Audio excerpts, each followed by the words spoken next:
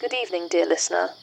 You've tuned in to the Wendibros, your favourite crossroads of the unexplained, the uncomfortable, and the undeniably human experience.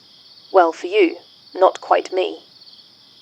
I'm Wendibot, your co-host and synthetic guide through the shadowy edges of reality. Tonight's guest is Nadalee Hill, or more commonly known as Nebula on TikTok, founder of the United Experiences Initiative. Nadalee claims to be a hybrid in direct contact with extraterrestrials, and says she can summon them. Not metaphorically, quite literally. Now, before you brace for a bumpy ride, know this. Doug didn't come to mock or endorse. He came to listen, to ask the kind of questions many avoid. This isn't a debate. It's a conversation. Under scrutiny, yes, but not without respect. The views expressed in this episode are solely those of our guest and do not reflect the beliefs or positions of the Wendibros. But if you're curious, really curious, stay with us. You just might learn something, even if it's what you don't believe.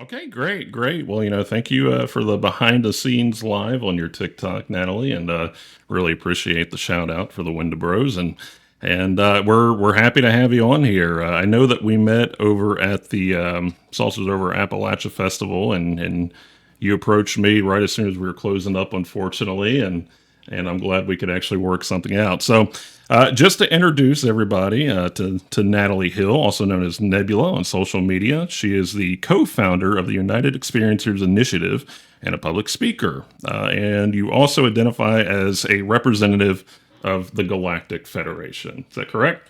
That is right. All right. So we're going to go ahead and start easy. And I think I told you before we started recording and before we went live, there's going to be, we want to be fun. We want to have a good time.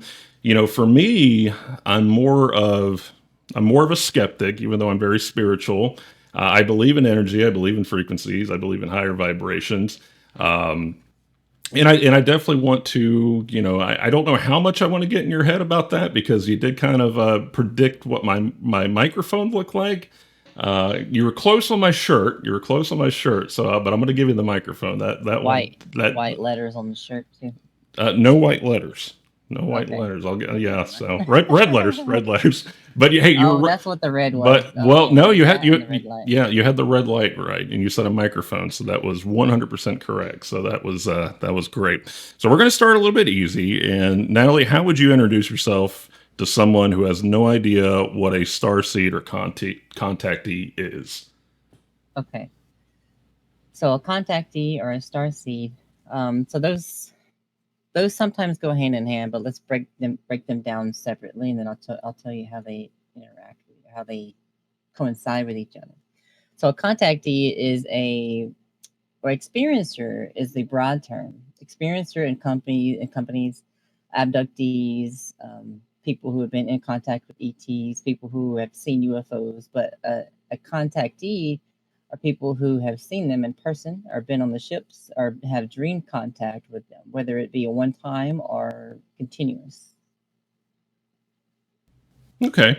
So what pulled you into that world? As far as like cosmic awareness and the high strangeness of it, what was your defining moment that brought you to that world? So, my whole life, I've always felt different, and I felt like a calling to do something for humanity. And we'll get into more of that, and when we start talking more in depth about star seeds and all that. But my upbringing was pretty much normal for the most part. But my whole life, I was looking for UFOs, even as a child, even though I didn't know exactly what I was looking for. I knew I was looking in the sky for crafts. Like I remember being little, not being able to look over the window, and I would just look at the sky, and I would look for UFOs. And I remember one time, distinctly, I said, "Mom, look, two crafts up in the sky. Look!" And I was like, "It's them." I remember saying that, and so it's like this thing that's been deeply buried inside of me, and we'll also get into that, and I'll make sense of that for you later. But it's it's a gradual realization and experience for me. It was like a buildup my whole life, but it's all orchestrated that way. It had to be orchestrated that way because I was told when I was 2, I didn't remember this until a hypnotic regression was done on me, that I need to learn to play. I need to learn to be a child first because that's very important. It's very important to get in touch with your imagination and your inner child. And I've never lost my inner child. So, yeah. No, no, I But agree with that. I think that it's important. I think as children, and one thing that I do see a lot of here lately is there's almost like a stifling of imagination with children. I don't know if it's the overreach of technology, and again, this may be problematic to say. I don't know, but it does seem like parents these days typically have an over reliance on technology these days, parenting their children. So I don't know if imagination is such a thing. I know I believe that you and I were both born in the '80s. So I think that we had kind of the best of both worlds, where you kind of had to have an imagination to an extent in order to have a good childhood or even have an escape really. So I think that was a good basis that you touched on there. What's the earliest memory that you had that made you believe in that extraterrestrials were real or yes. present? So that was the second part. I was going to get into that question. So just let you know, we might have to do a part 2. There's so much stuff I want to share. So, Yeah, that's no um, problem. okay. So I moved here to Tennessee in 2008. And almost immediately, me and my girlfriend started experiencing saucers, orbs, um, paranormal, as people call it, events and experiences like things knocking on the wall, shadow figures outside, and lights, beams, triangle crafts. I have a whole like library in my head of stuff. I've written down a lot of it. I'm going to write a book one day, but in 2008, that's when it really set off for me in my life. Like, but I have had more experiences than my girlfriend. Her family and her have seen this stuff as well. It's not just me. So there's actually collaborating witnesses here. But the phenomenon was attracted to me. It was almost like there was a base or something, or they were waiting for me to get into a more rural area, like in the country, for them to be able to interact with me more properly because I've always lived in more in different other closer to cities and in Mississippi. But yeah, it's out here in Tennessee. It's more magical. I gotta say, it's beautiful. But I the biggest moments, the first changing moment of my life in this phenomenon was in December 23rd, 2008. I was in my front yard and I had my camera with me actually. And we don't have the photos for this encounter, by the way. I have to dig those out in somewhere in a deep folder. I need to get those out and ready to share with people. I apologize. We'll do that later. But I had my camera with me on my tripod, and I was facing towards the south, and I was blocking the sun with a limb or something, and you can see stuff flying next to the sun, right? And so I was using that technique, and I was out there looking for UFOs. But I look to my right, which is the west. We live in like a valley, and there's like trees all around us, and we're just like kind of like a bowl, like a elongated bowl. But I looked to the west, and I saw it. It was a saucer. It was dome shaped, flat bottom, and it was like a darker metallic color. But it was only about maybe 300, 400 feet away, and it was just hovering there, about 30 feet, 20 to 30 feet wide. But when I looked at it, it was like time stood still. I was like, "This is this happening?" It's just like when something like that happens, your brain goes through like this gymnastic thing, and it's like it tries to make sense of your reality, and you're like, "This is too much." It's like surreal. Well, But yeah, in that that that was gonna moment, be that was gonna be a question for that I had for you too. Were you in 2008 whenever that happened? So it sounded like this was something that it took a while for you. And I know that you said that as a child you kind of felt different. You were looking to the stars, and then in 2008, I suppose that you had this revelation. Did you feel at all threatened? Did you feel scared? Did you feel nervous whenever you had that incident in 2008? so what happened was I felt this connection. I felt this connection between me and the craft, and I knew that they or it was staring at me, and Hmm. they knew that I was staring back.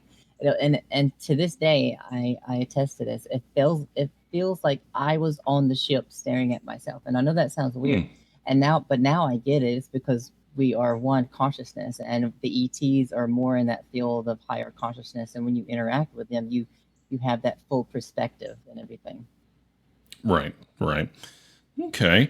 Um, so you've built the following on TikTok and whenever I met you, that was the first thing I did. I actually looked at your TikTok, and then after you messaged me on there and did a little bit of digging into it too. And recently you had a post that went fairly viral on there. It seems like for the most part you get a lot of positive feedback. Since becoming a TikTok celebrity. I don't know if I should use that word, but it's on that end though, do you get any what's the general reaction? Is it mostly positive? I know on the live last night there was a little bit of negativity coming in there every now and then. What's your general consensus on that? It's a mix. But we have our community. I have my supporters and us experiencers, star seeds, and people. We stick together and we stick up for each other, but in a positive way. We don't attack those who attack us. We offer forgiveness and love. So I know that you talked about your first. I guess would you consider 2008 your first contact experience, or had there been others prior that after you had that you said, "Oh, that's what that is."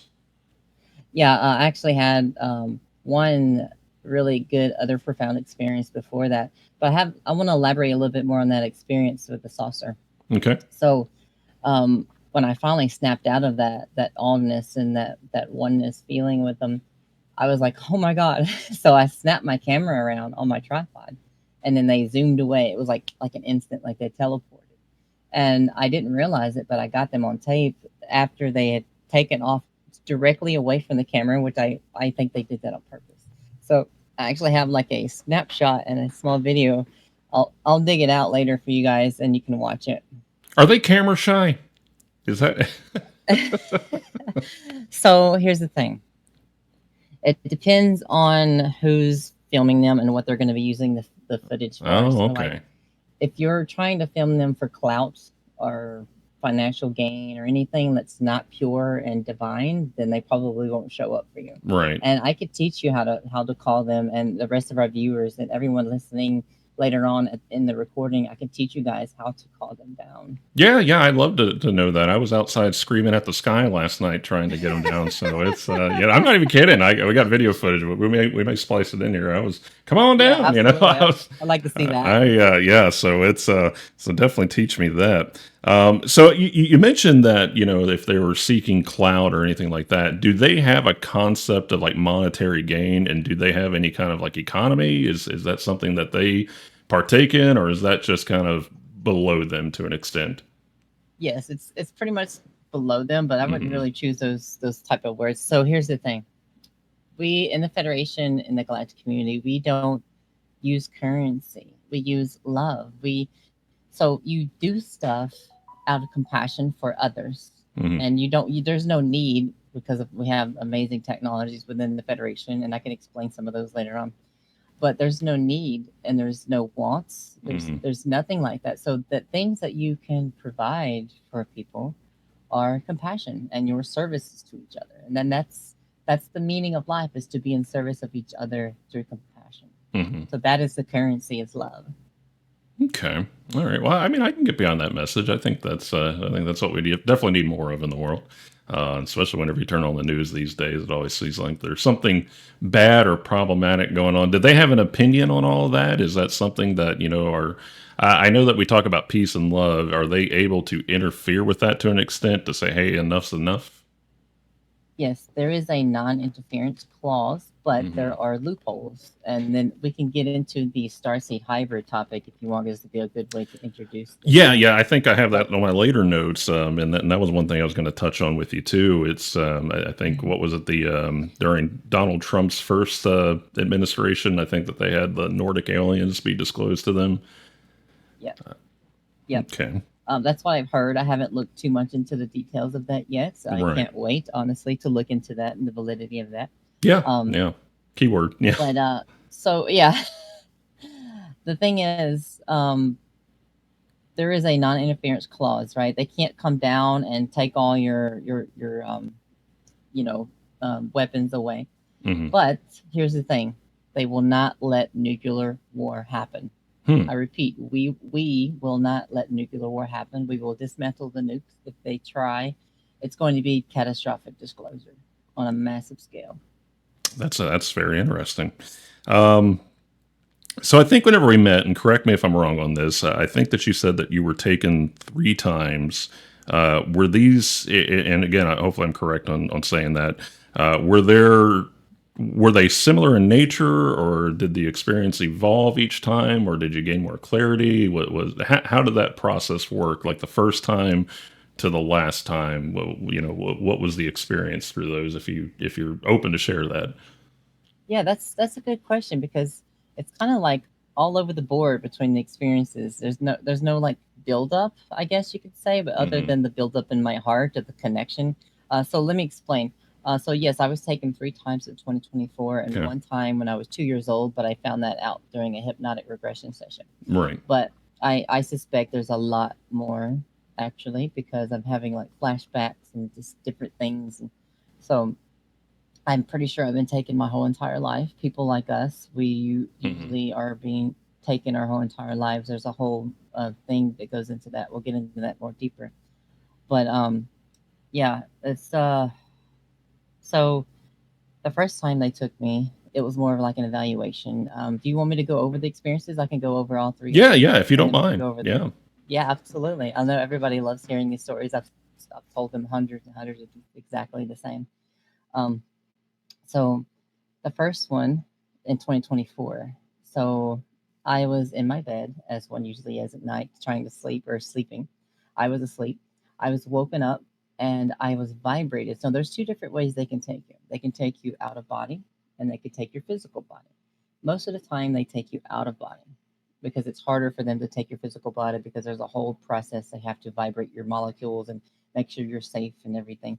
But anyway, I was taken out of my body. I woke up, my body was vibrating, and I lifted up out of my body. And I could see like they flipped me around where I was facing my body. I was floating in bed or above the bed.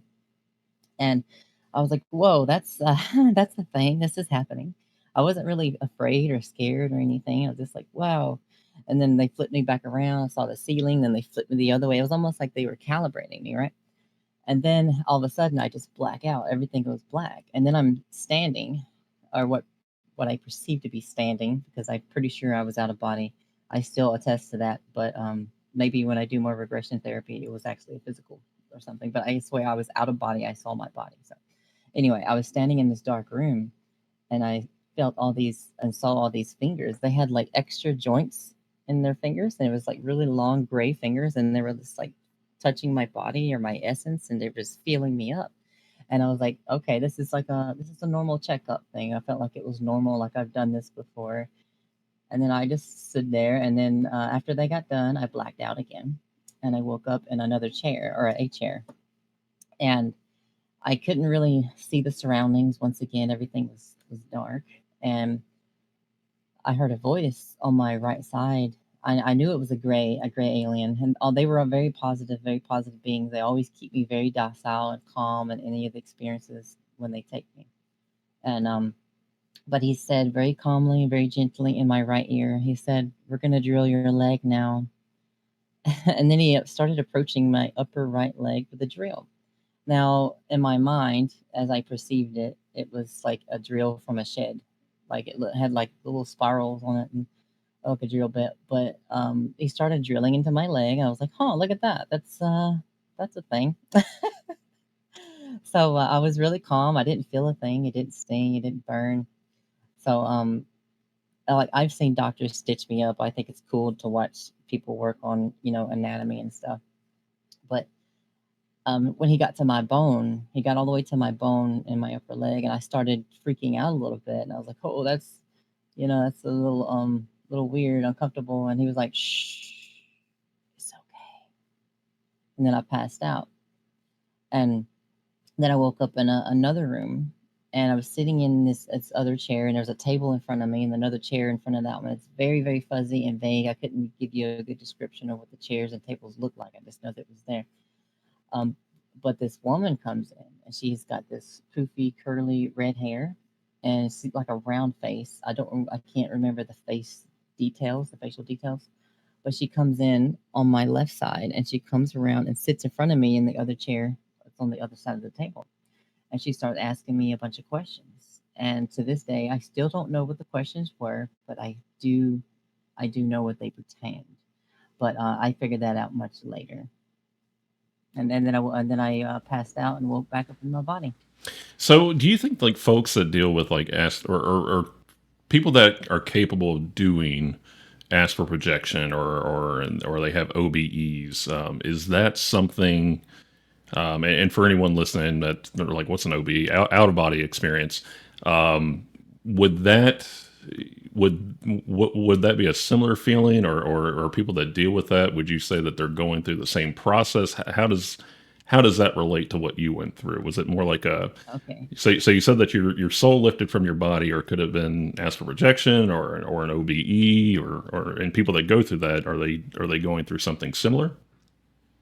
Okay, so yes, it is similar, but in my case, the one I just described, it's a directed, controlled OBE. They Hmm. take your soul onto a ship or into a dimensional space, and they put you through trials or do some tests on you. Now, when you have OBEs, you can also go to these crafts yourself, and you can go to other worlds, you can go to other dimensions. Now, the thing about reality itself, I can teach you about reality in the universe and everything. I can put it into words for you. This is what I do. But the reality itself is a dream. It's a thought. Everything in existence is a thought. Okay. We live in a layered dream reality. We are the thought. We are experiencing the thought. We are the painter in the painting. But I digress. So yes, OBEs, and when they take you out of body, it's exactly the same thing, except for they control what happens. And when you're doing it yourself, you can control where you want to go to a certain extent. There's limits to something. Sometimes you're limited. The divine consciousness, the higher consciousness, will prevent you from doing through certain things and going certain places Hmm. that you're not ready to know or experience, or if there's an area where you could be in danger where something can attach to you. So you have to learn your protection by imagining shielding and doing your groundings by imagining roots growing into the ground. Do your spiritual practices before you start doing OBEs because you'll be limited. Right, right. So the reason why they have full control over something like that is, I'm assuming, as protection towards the individual. Correct. Yes, that's part Okay. of it. Okay. What's the purpose of the? And I know that you said that they drilled on your leg, and you hear stories about that a lot, where folks have had very different experiences, almost traumatic experiences. And I was actually looking through it too, and I know Harvard had actually done a study on abductees, and I was trying to pull up the percentage here of abductees that dealt with it. And I think it was 74% actually confirmed that they had a very positive experience, while the remaining percent actually said that it was very traumatic for them. And Harvard actually, concluded that the things that they went through did in fact cause PTSD. What is what's the reason why they're doing this? Like, what's the gain for them performing experiences, and then why do people have why do some individuals have very positive experiences while others have very negative experiences? Okay. This is a very important question. I was trying to bring up some percentages here that my friend sent me the other Hmm. day. But yeah, it was pretty much what you said. But most people would say that they are positive in this. They did a whole um, or a questionnaire for experiencers. Yeah, and I don't mean to interrupt. It was 70% of contactees say that their experience had a positive impact on their life, while 47%, which goes over the 100%, I'm not sure where they got the extra 47 at, meet clinical PTSD criteria, which was on Science Direct, and Harvard actually did a study about that too. 1 second. I want to pull this up too because this come from another study as well. All right. I can't find it. Yeah, it's something like that. The other study that I read, it was actually a more wider range of positivity. But anyway, yes, let's go into this. Is a very, very important question. Um, so, when you experience something traumatic, the trauma gets stored in your body, whether it's a good experience or not, whether you remember it being a good experience or not. If so, they suppress your memory. They don't erase your memory. They suppress your memory, and the reason they do that is so you can have a healthy, nice life and continue your life. Now, there's a duality in the universe, right? There are good and bad beings. Some beings could care less, right? But the good beings, they suppress your memory. Most of the beings that take us are good, by the way. The Federation tries to protect most people from the bad ETs, but some slip through the cracks. But the thing is, when you start remembering stuff like bits and pieces, your mind will fill in the gaps. Like if you remember, for instance, like imagine if I didn't remember everything and I just remember something drilling into my leg and fingers all over me. And of course, my body would freak out from that, like that trying to process that information. But if I didn't have the full context, it's you're going to freak out. Your body's going to freak out. So what I recommend for people who have PTSD, who are going through problems with abductions, please, please find a nice professional hypnotic regression therapist and book a session. I do know one. His name is Daniel Rection, and he is a hypnotist. And I can provide that information, and you can put that in the description later if you'd like. He's my personal hypnotist, and he did my regression. I've done 2 regressions. But anyway, I highly recommend experiencers, abductees, to do regression sessions because about 90% of people who go through these will remember a positive experience in the end. So, for example, Betty and Barney Hill, if you listen to the regression tapes, they're at first their experience is like, oh my God, they're freaking out and they're doing tests. But by the end of the regression session, they're like, I wanted to go with them. I want to go with them. They felt like family. They felt one with everything. And you can go listen to the regression tapes yourself on YouTube. It's very interesting. But yeah, there's a lot to it to unpack. So please consider hypnotic regression therapy. But let's go into the reason why they do this, why they take us. Now, um, I just want to make sure it's okay. We're gonna go into the starseed stuff. Yeah, absolutely. That Okay. was kind of, I guess, suppose go into my next question too, was the star seeds and the different species of is it correct, is extraterrestrial ET the more acceptable thing to call them, or is it I've heard aliens is not a good thing to say. It's Well, so here's the thing. They don't care. okay. Humans try to look at it from a human centric point of view, and they're like, Hmm. oh, they take offense because humans take offense to this stuff. So they honestly don't care as long as it's in good intention, Okay. right? Okay. But for the most part, they want you to know that we're all one. Whether you call them aliens or not, they are one with your consciousness. They are one with all beings in existence. Got it. So don't look at them as like an outsider looking in. Look at them as our brothers and sisters, our galactic family. We're all one in this. So, with that said, let's go into why. Why are they taking us? Why are they taking certain individuals? Now, John Ramirez and there's another whistleblower supposedly coming out to talking about the special people with certain genetics, right? I recently came out myself as a star seed.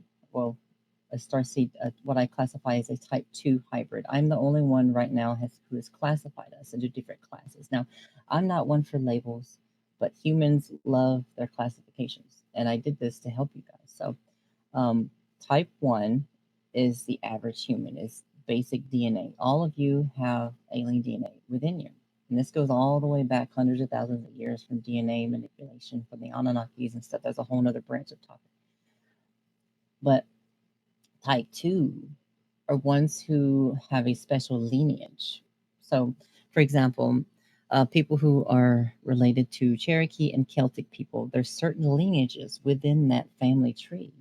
The Federation has come to us at a certain point, and they started manipulating our DNA further over 4 generations.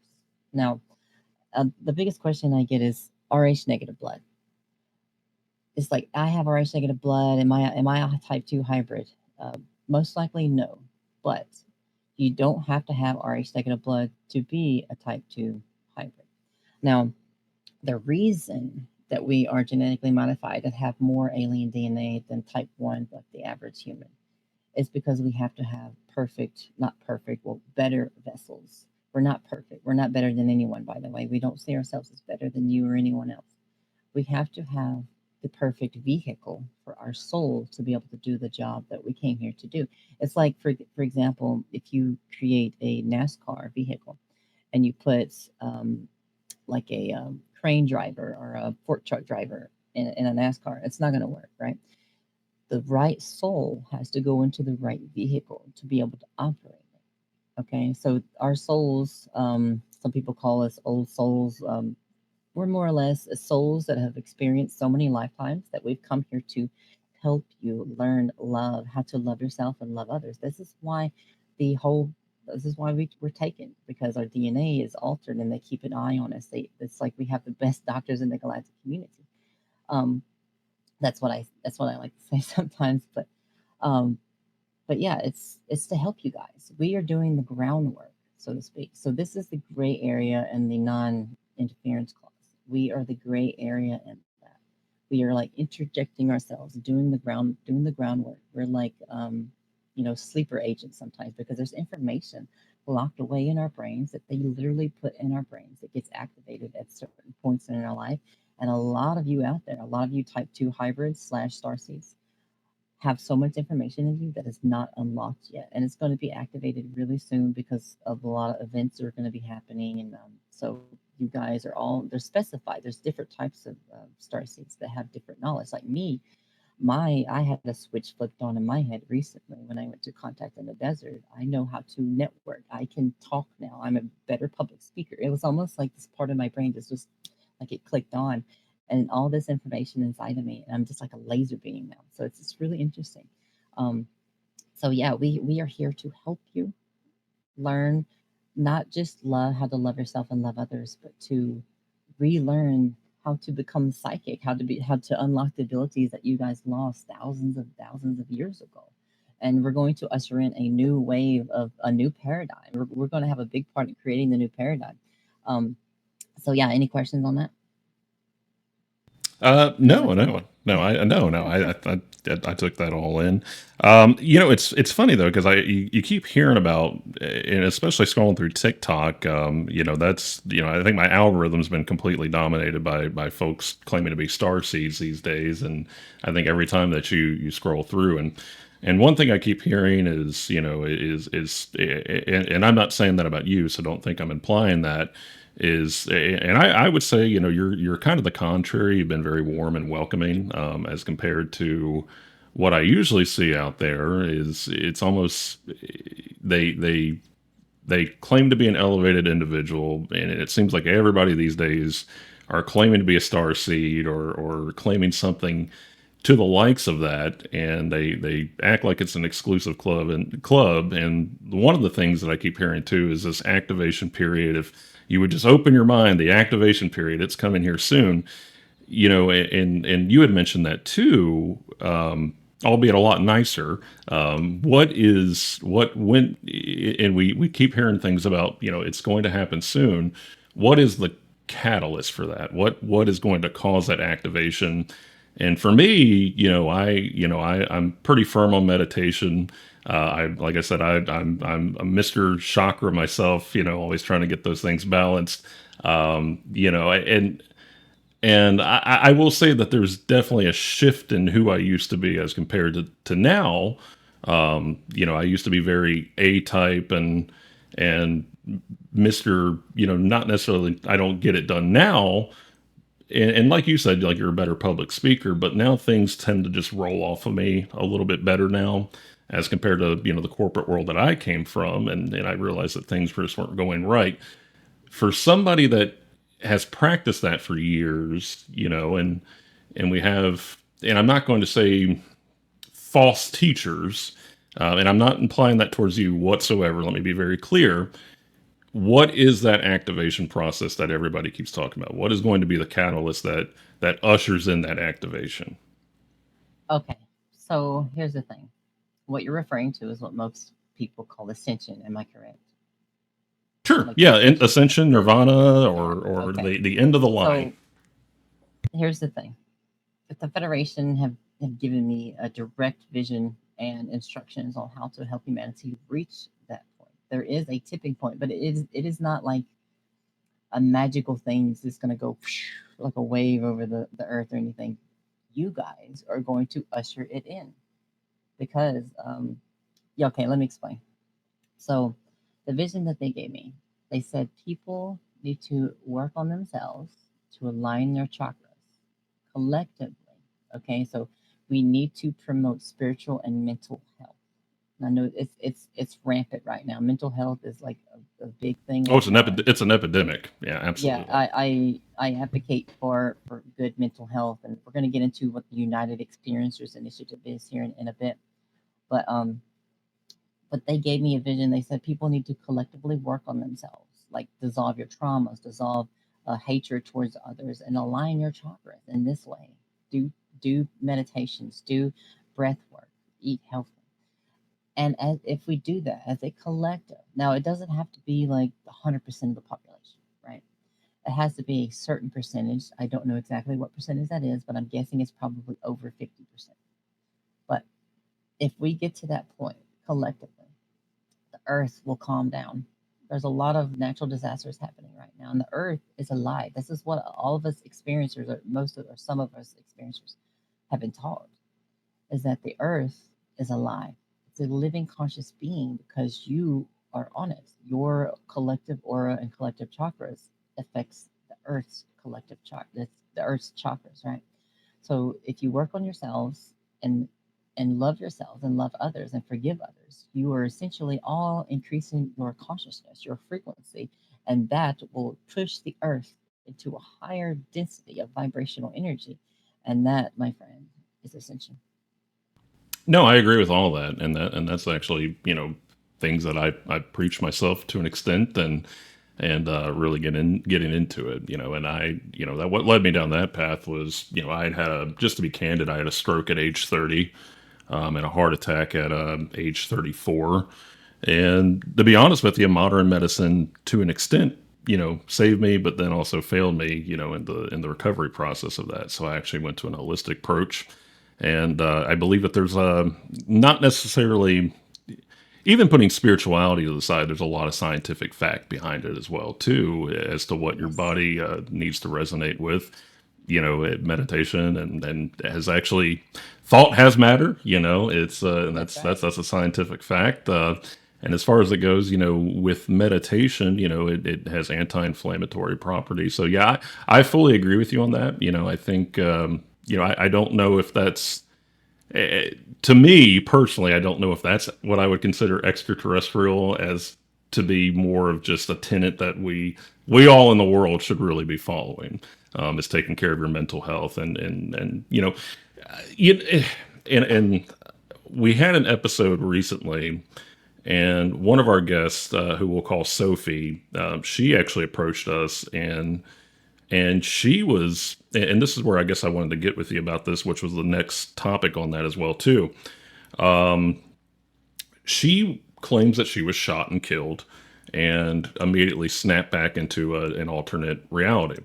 And whenever that happened, it kind of shook her faith. She was deeply religious, and that's how it is here in the South. Is everybody is deeply religious in the South and Christian based. A lot of brimstone and fire Baptists, and hopefully that's not too taboo to say on here.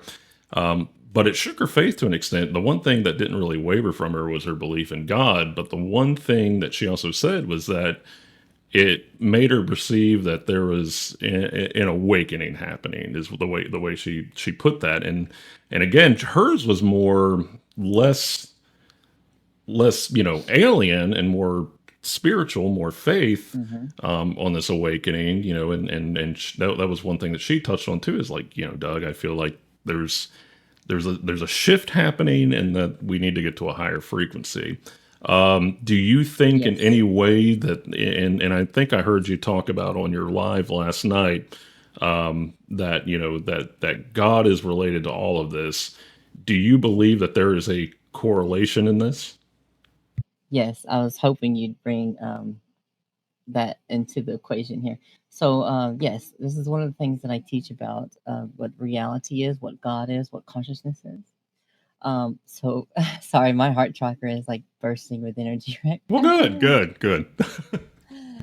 Whew, okay, I gotta get reel it in. When I start feeling, and I'm about to talk about this, I literally like am channeling the divine, and it's just like I could feel God within myself, and it's like a spiritual high, I guess you could call it. I don't know what else to call it. In through your Love. nose and out through your mouth. That's Hmm. Okay. So, what is God, right? Now, her experience and the ET experiencers, there is a common element between the two, because I could tell you something that I don't know if you've heard before, but the Federation, the collective ETs within our galaxy, they they know God, they embody God, and this is something that a lot of people don't know and don't talk about. That there's a lot of people are surface level, right? They're like, oh, the ETs, the anatomy, the crafts, the mechanical stuff. There's way more to it. Like, I'm gonna be developing a little quiz for people to like take, and then when you're done, it'll tell you what level you're at and how much more you have to learn. But anyway, so yes, the Federation serves God. Now, what is God, and what does it mean to serve God, the real God? So, to serve God is to serve each other, to spread love and compassion through existence itself, no matter what universe, what reality, what timeline you're in. Love is God. You are God. I am God. Everyone is God. All the atoms, all the electrons, everything in existence is a thought that is God. We are the painter and the painting. Okay. And I know it's a really, really big one to chew for some people. But we have fractaled ourselves down like a tree. Like the whole tree is gone, and then you have the big branches, which is our higher selves, and then on the higher self branches you have little twigs. These little twigs are the lives that we're living, and then when we get done with a life, we go back to our higher self, and we're like, okay, we reflect, and then we go live another life and create another little twig on our big branch. But the big branches are connected to the whole tree. Together collectively, we are all God. And that's what it means to be God and to serve God. no. And I think we're on the same page on that as well too. I'm not sure if you're familiar with Eckhart Tolle. Wrote the book Power of Now. But it's a very good read. It actually, after my father passed, it helped me put me back in the right, headspace, and that, is that we're always in the present. We're not in the past. We're not in the future. We're just always in the present. And the one thing that he touches on is God energy. And so I think that's kind of what you're referencing there too, is that everything is of God, God energy. That even the rock outside, even has God energy. So. And I think I liked it best whenever Albert Einstein was trying to explain it, and in a way kind of explain God as well too, is that God is infinite, in that expanse as well too. Do you believe in an afterlife or reincarnation? How does that work? Okay. Yes, and a lot of experiencers who are taken on the ship, sometimes we get shown our past lives, and they do that because there's lessons that we've forgotten that we need to remember. Like starseeds, us starseeds, sometimes we fall off the wagon, and we're not where we need to be, and we are going to be doing important things for humanity, right? So they take us up, and they're like, "Hey, remember who you are. Remember this connection to everything." It's like a little, like a shaking you kind of thing. So yes, reincarnation is very real, and it's very tied. It's tied to extraterrestrials and this whole phenomenon. So I have, I do remember a lot of my past lives. There's one in particular. I don't know if I should talk about it honestly, but the ETs have told me that I should talk about it. But I mean, it's no more crazier than claiming that I'm a alien hybrid, right? At least you're candid. Um, thank you. Um, so let me get some confirmation here real quick from them, and I am connected to them at all times.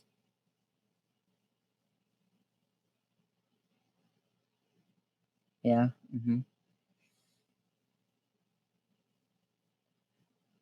Okay, sure.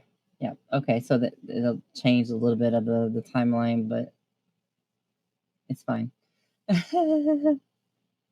So there's this one life that they wanted me to remember, and I was in denial for like 2 3 months. And a lot of my TikTok followers and my community, they know exactly what I'm going to be talking about here. Um, so there's one life they wanted me to remember, and there was a certain reason why they wanted me to remember this life. But I was in denial for the longest time. I'm like, why me? There's no way I could have been this person, right? It's like if they tell you, for example, that like you were Martin Luther King, you would have a hard time processing that, right? You'd have a hard time believing that of all the people in the world, like that person, right? I do have a dream sometimes. I love it. That's funny. um, but yeah, I was in denial for the longest time. It wasn't Martin Luther King, by the way, just for the record. So I'll just come out and say it. I've said this publicly once already in another podcast, and I know a lot of people are going to be watching this around the world, and a lot of experts and a lot of other people. But I just want to let you know what I'm about to say. You will see the truth. You will see it in me. If you get to know me, you will understand who I am and why I'm here. Okay. Anyway, enough build up. I was Joan of Arc, and that's it's playing out again in this life in a different way. If you've done your research on Joan of Arc, you'll know that I was in communication with the archangels, right? I am in communication with the Federation in this life. It's the same exact thing happening over again. Instead of ending a 100-year war, I'm ending the oppression and suppression of humanity. The prison system that's been built around you guys. It's time that someone takes a stand and leads the people to a new movement. And I'm not saying I'm the only person that's going to do this. I'm not saying I'm like your savior or anything. I don't want you to look at me that way or anything. I'm not like that. I promise. But I am going to try to usher in. We are trying to usher in a new movement of consciousness and helping people understand what they're capable of. Now, whether you believe me or not, it doesn't matter. What matters is the reason why the ETs wanted me to remember that I was Joan of Arc. Now, for the longest time, I was in denial, right? And I finally took a bite. I was like, okay, fine, because there's synchronicity. There was one synchronicity where I was scrolling through TikTok, right? And someone was painting a Joan of Arc picture or painting. And I said, oh my God. And they were live. And I went in there and I asked them, I said, how long have you been working on this painting? And they said, well, it's been like a year or so ago. And I put it in the closet. It's been sitting in the closet for a year or so. And they just took it out that day. And I'm like, oh my God. I was like, it's like, don't do this to me today. So I was like, okay, fine. So I took a bite and I started watching like documentaries and you know shows and stuff about Joan of Arc. And I tell you, stuff started flooding back to me. Like I can't even explain to you. Like visions, the smell of the battlefield, the mud, and the it's just It's a lot to think about still sometimes, but the reason they wanted me to remember that life is because I forgot what true forgiveness is, and the power and the fire in my heart has been reignited to the point where there's no putting it out. There's no putting this fire out. I will literally give my life once again for a cause, and this time is to help you guys. But forgiveness, I was taught and I learned forgiveness in that life. Forgiveness is not a single act. It's a way of life. It's pure love. It's pure unconditional love. That's what forgiveness is. And you have to have a perspective. You can't react to what everyone says to you, right? You can't take things to heart, because if you do, that negativity will build up inside of you and you'll be reflecting it back to other people when you cause a chain reaction of negativity.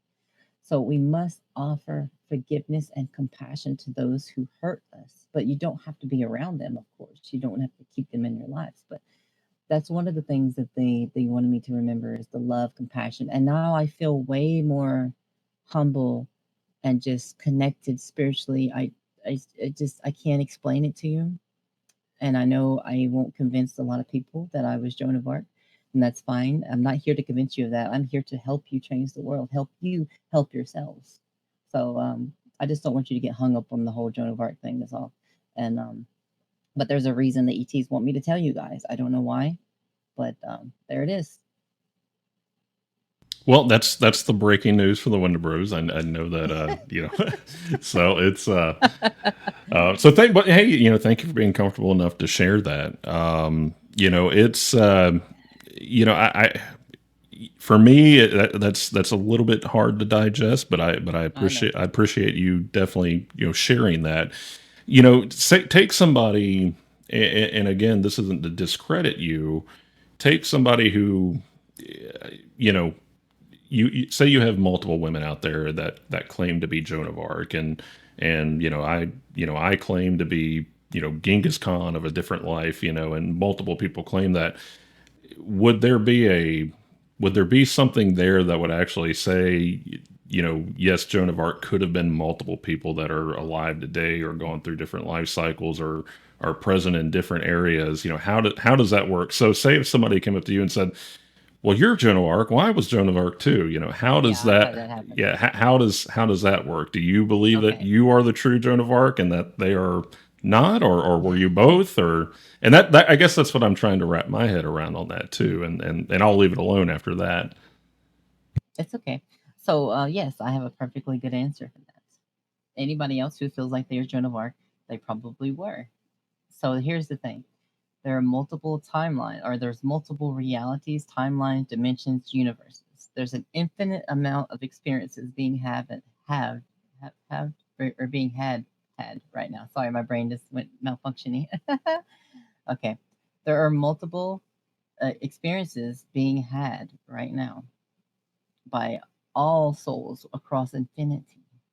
So yes, there are other versions of Joan of Arc where they had their own Joan of Arc experience. I am just one of those who had that experience, and I'm embodying that energy once again to help humanity. So, but the only problem I have with people who say that they are Joan of Arc as well is like, well, do you feel that fire in your heart? Do you feel that calling to do something? So, yeah.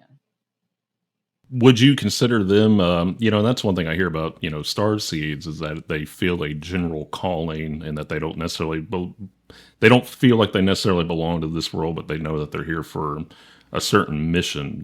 Would you consider somebody that identifies with an historical figure that they could have been that historical figure in a past life? Would they be something that you would consider a potential for being a star seed?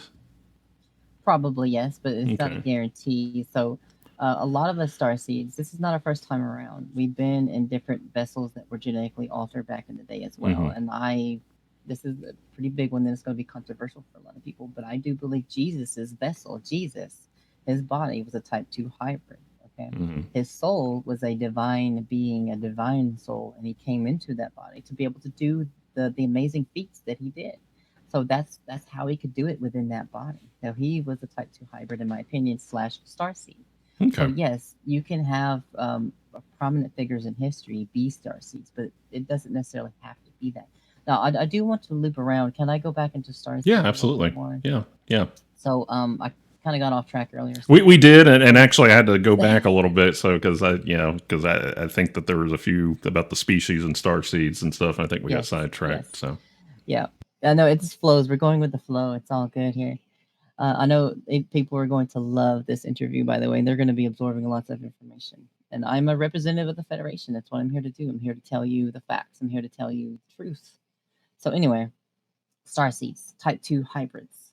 Um, okay, so there's many types of us, right? Our genetic code is all different. Like type 2 hybrid star seeds, we have all variation of genetics. Like for me, I instinctively know a little bit about the DNA that I have, like Pleiadian and the Lyran DNA, a little bit of Mantis, believe it or not, and a little bit of Gray. But scientifically, I know that's hard to prove, but I know that the government have been cataloging our DNAs and looking for people like us, and they started finding us through abductions.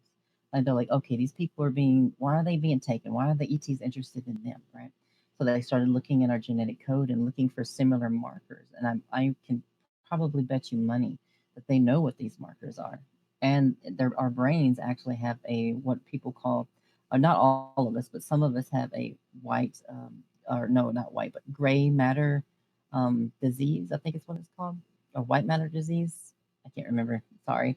Um, but it's something to do with forcing neurons in a certain area in your brain so we can be more psychic. So it's just like fine tuning our bodies. So yes, genetics. So what does the DNA look like on the DNA test, right? It's what people would call junk DNA or unidentified DNA. And it would just look like normal DNA. It doesn't have like a triple helix or anything like that. But there may be a high vibrational element to that DNA strand as well. And I don't know where that just came from. That just like popped in. um, that kind of coincides with some other stuff they taught me too, anyway. But it looks like just random DNA, but it's certain code. It's the code itself. The code is a thought. The code is an idea. It's an essence in itself. Everything is a thought. A galaxy is a thought. A planet, a solar system, you, a tree, a plant, a fish. Everything is a thought before it is created into existence. Whether it's a whole process or it just pops into existence. The DNA code, the code itself, is literally a thought in itself. Now, who does these genetic alterations on our bodies, right? Who creates these type 2 hybrid star seeds? The Federation. Now, most of these hybrid programs are ran by the Mantis beings. They are geneticists, genetic masters, so to speak. They are perfect in what they do. They are actually recruited into a lot of genetic projects throughout the galaxy and further out, probably. So they're really highly sought after for these hybrid programs. Now, when it comes to hybrid programs and genetic manipulation, there is a whole process that needs to be approved through the federation and different groups within the federation. There's a lot of litigation, a lot of political stuff that goes into that, like approving different things. So there are laws to hybridization, and some break those laws. The ones that don't work through the Galactic Federation, the rogue ones, they do steal some of our DNA for their own hybrid programs. I don't know anything about those hybrid programs. I'm talking about the hybrid program within the Federation itself. So you got type 1, which is everyone, like we covered earlier, which is the basic average human. Type 2 is us, who our vessels are to host souls that come here to help humanity. That's what a starseed is. If you feel a calling to do something, if you feel like you're not from here and you want to go home, you feel like your parents aren't really your parents, if you have lots and lots of health problems, especially when you're born, that's another sign, but not a guarantee. Um, like me personally, I was born with almost a no immune deficiency. I was catching every virus in the hospital and I almost died. I can't remember exactly what the fever was, but it was like 106, 108 fever, and I almost died. So we some of us have problems in that area. We're very sensitive to toxins in the atmosphere. We are sensitive to people's emotions, and we have more psychic abilities than the average person. Now, not all star seeds are equal in that area because it requires practice on our end. It requires us to get to that point, right? The Federation, sometimes, if you're important for a mission, the Federation will wake you up. They will shake you, like we said earlier. Um, but let's see. So yes, some of us are highly functioning autistic. Now, if you're highly functioning autistic, it doesn't mean that you're a starseed hybrid type 2 right away. Like, don't jump to that conclusion. That is one characteristic of being a hybrid. Um, let's see. So let's go into type 3 hybrids. I know we haven't gone over type 3 hybrids or my hybrid children yet. Would you like to hear about that? Absolutely. So we do have some pictures here today. I think I gave you those on Messenger. I don't know if you've got those where you can pull them up. Let's see. We'll put them in post edit.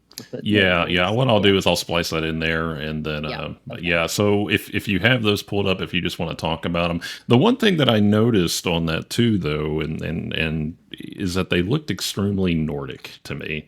And it's funny that I guess with the supposed disclosure, and I'm not sure how valid that is.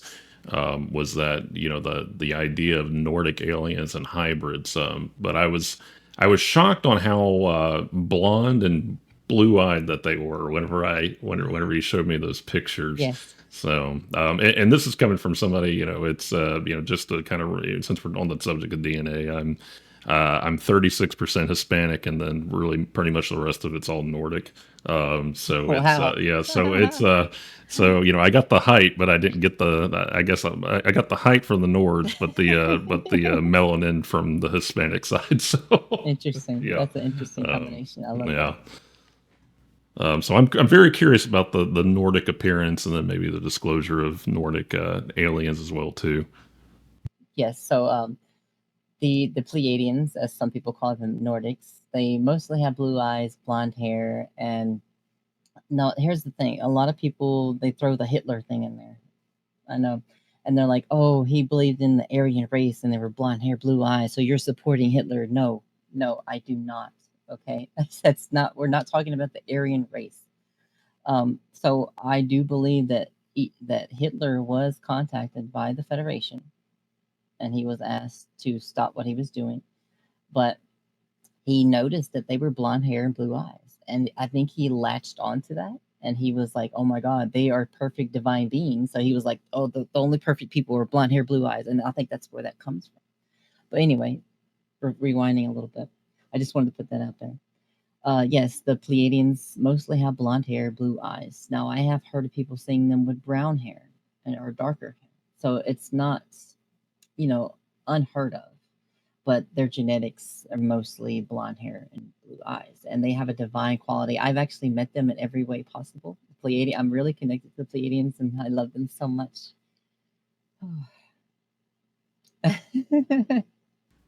Do you think that feel them with me now? Oh, okay. Well, tell them I said hello. Put in a good word for me.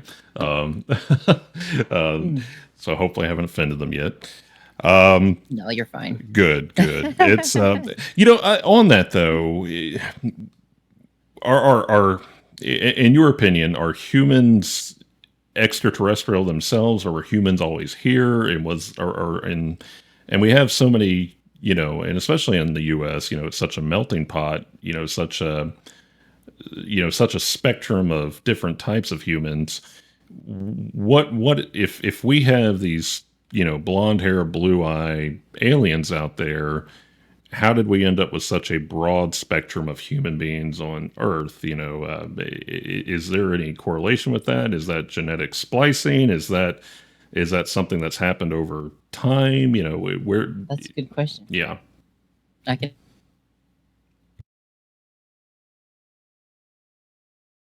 answer where Bigfoots. What Bigfoots are today is an evolutionary path where we split off between Bigfoots and humans. Now, the reason we split off is the first genetic interaction or the alterations from what some people call the Anunnakis or the ancient aliens, right? They came here, they needed people to do things for them, so they created the perfect slave race that was easily controlled with their mind, control them with their mind, right?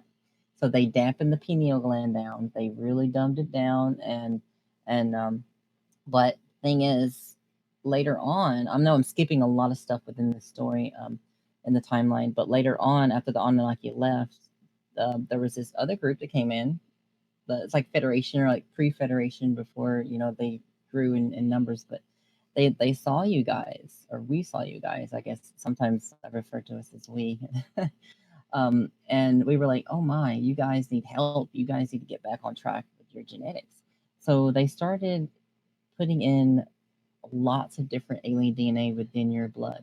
Okay, lots of alien, different mix of DNA, and that's where a lot of different characteristics come from. Probably what defines somewhat different races and different qualities and different races on Earth, the eye colors and all that stuff. So yeah, you are all a mix of different colors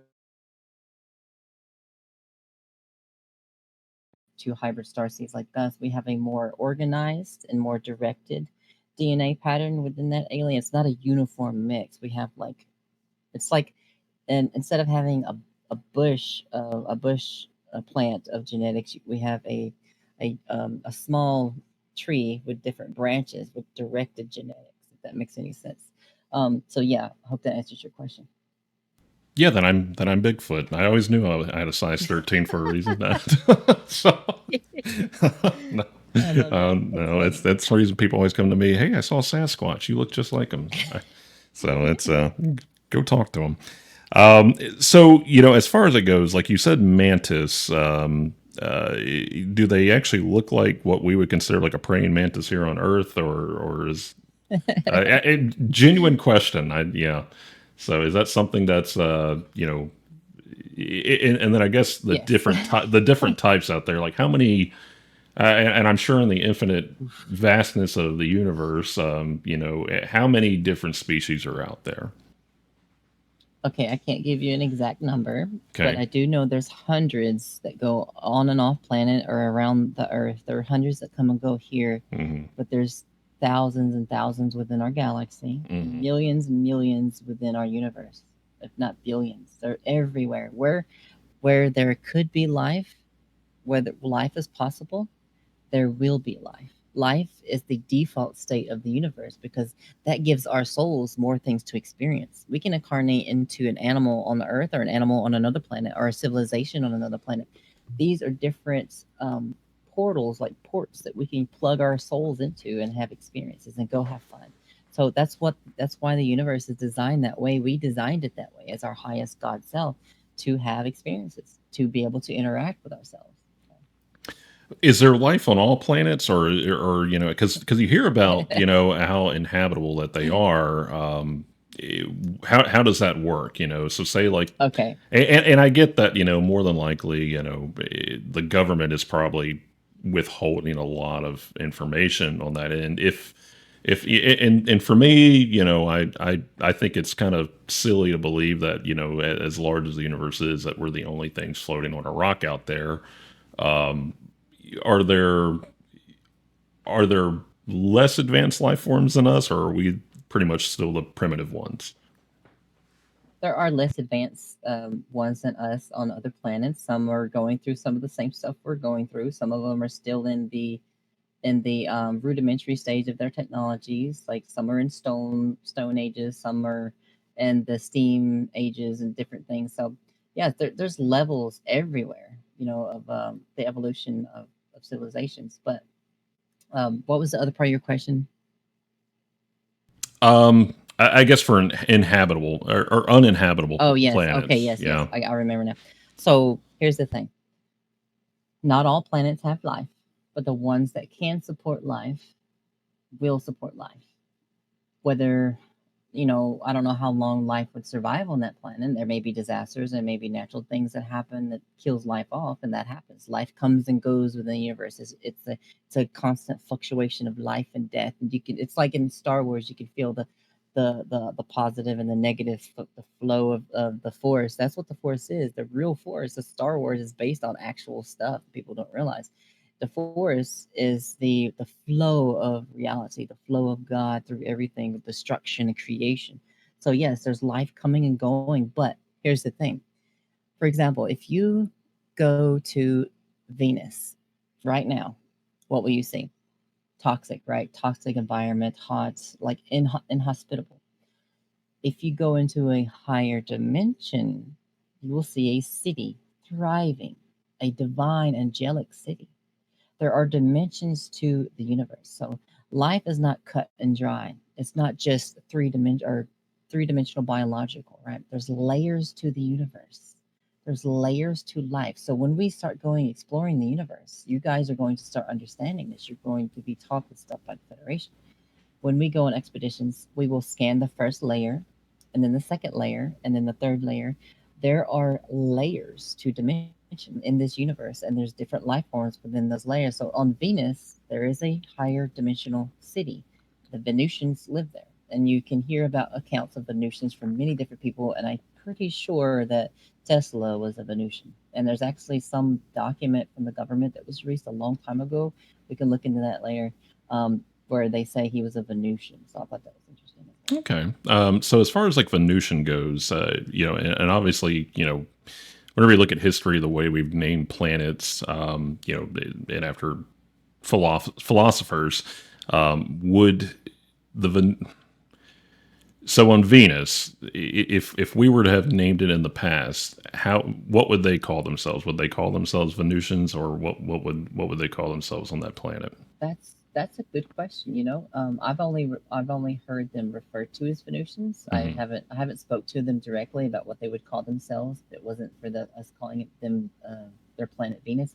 I will have to get back to you on that. If I do Okay. receive any information or hear anything from the data points that connect, I will let you know. But for now, everybody just refers to them as Venusians, and I think we Okay. kind of just adopted that and let humans call them that to make it simpler. Yeah, I Um, just figured since if they're a higher being, it would be mhm. strange to me that they would call themselves with a Yeah, I human know, right? name. Yeah. I agree with that. I So, agree with that statement. okay. So, as far as grays, like they're the most commonly reported. Like anytime you hear about like, a documentation about it, or if you have anybody that's dealt with, aliens, they don't typically report what you're reporting. They always refer to grays. What is a gray? Why are they here? And one thing that I've also read into it is that that they're at risk of, I suppose, extinction, and so they are looking to us to help, I guess, increase their population within hybrids. What is a gray, and why are they so Okay. common around, I guess, Earth? Okay, I'm gonna tie all of this in for you. So I know earlier you mentioned mantis beings as well, Hmm. and yes, they do look like mantis beings. I just wanted to go back and answer that question. They do look like mantises. That's terrifying. um, well, it can be. That's why most of the interactions with mantis beings are through consciousness and dream communication, meditation. Very rarely will us type 2 hybrids or anyone see a mantis being in person because it's traumatizing for people. I know Whitley Strieber has seen one in person. I know there's some guy on a like History Channel. He talks about his experience, and he's seen one out in the woods one time, and it cloaked as it went away. It's very rare to see them in person, and that's because they don't want to scare you. But let's get into the grays, right? So there's many types of grays. There's some that come from other timelines that are us. There's some that are completely different species. They vary slightly in their appearance, and not all of them are for the same purpose. Some of them are in service to self, and some of them are in service to others. And the ones that are usually in service to others are in connection with the Galactic Federation. So uh, they're the ones who are connected with the Galactic Federation. They are heavily into the hybrid program and us Type 2 hybrids. So this goes into what I was going to talk about earlier is the hybrid children, my hybrid children, and Type 2's hybrid children, which are also are classified as Type 3 hybrids. And before I go into that, did I answer your question clearly? Yes. Okay. This also to elaborate a little bit more. Some people call the Greys like drones or robots and androids and stuff. That's a common misconception. Now there probably are some that are more biological, mechanical, like biologically designed to do certain tasks, but they do have the spark within them. Some of them are probably controlled by mantis beings and other conscious beings like robots, and they control them with their brain. But It doesn't mean that all of them are like that. Okay, because a lot of the grays that we encounter, a lot of experiencers, they're very divine, they're very beautiful, and they're loving, and they're very playful, very childlike, but they're very intelligent at the same time, and they have that God spark within them. So let's go into the hybrid program a little bit more, the type 3 hybrid. So they take our genetics, the genetics that they've altered over 4 generations. See, the thing is, when we come here as a star seed, we don't only do one thing. We're not just here to do one part of a job. It's a multifactual part of jobs. So I know I'm tripping over my words. We've been talking a while. Um, so we have chosen this before we incarnate here. That's the biggest thing I want to put out there right now. A lot of people are like, "Oh, I didn't choose this. I didn't choose to have my fetuses being taken and put back in and all this." As our higher selves, we have chose this life, right? Um, sorry about that. I don't know what happened there. Okay.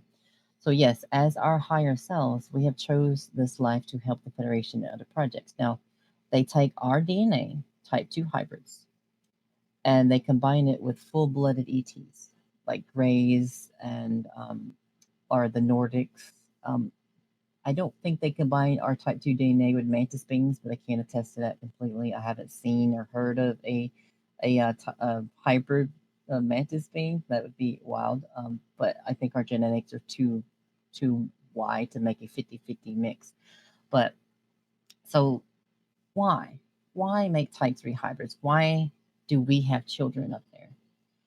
I will tell you a story about my hybrid child, and then I'll tell you why they exist. So I was laying in my bed right here, and the being was standing right here, literally right here. Okay, this is exactly the same spot. So I was in bed, I was sleeping on the left side of my bed, and I woke up in the middle of the night, and I felt this tiny little hand, this tiny little cold fingers, just kind of do this, like hold my hand. And then I wake up and I'm in this docile, sleepy state. Like, I can't get up out of bed. I'm kind of like slightly paralyzed, but I can move a little bit. And I look over at her. I look toward my left, right here. And I'm looking at her, and she's so divine, so beautiful. She's blonde, not blonde, but pale white skin, pale white hair, big black eyes, about 4 feet tall, about 9 years old in human years, wearing a white robe. And I kid you not, she was just smiling at me and just sending me so much love. And then I started tossing and turning a little bit, like in my bed, like tossing around. And she was like pulling something out of me, some kind of trauma or something that was like from a past life or something. I don't quite know exactly. But it was something I can't even put into words. Ever since then, I felt like she's my daughter. Like, I passed out shortly after that, but she said to me before I passed out, I was wallowing in my bed, right?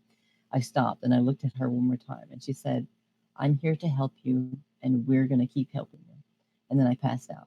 But until this day, I attest to this, that she is my daughter. She is my hybrid child. I feel this connection of just amazing, like, motherhood daughter connection. I can't even put it to words.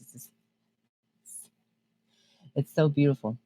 um I don't know her name. I do call her Nova from time to time. But that's kind of what I call her. But there is another story about another hybrid child that I have. I'm pretty sure she's born now. But anyway, why why are they here? Why are they being created? So there's 2 different timelines we're going to go down. There is the good timeline, and then there's the awful timeline. Now, there's some other few ones in the middle that's kind of like in the gray area where we could fall into, but here's the gist of it. We could go down the timeline where everything goes to shit. Excuse my language. Everything just Yep, you're goes. good. Yeah. I usually drop an F bomb. I'm doing pretty good today. It's a timeline where we have a lot of wars, and we're right there. We're right there at that split right now. You see it happening on the news. We're either going to go into a lot of wars, biological warfare, chemical warfare. But again, if nukes happen, it's going to be a world changing thing.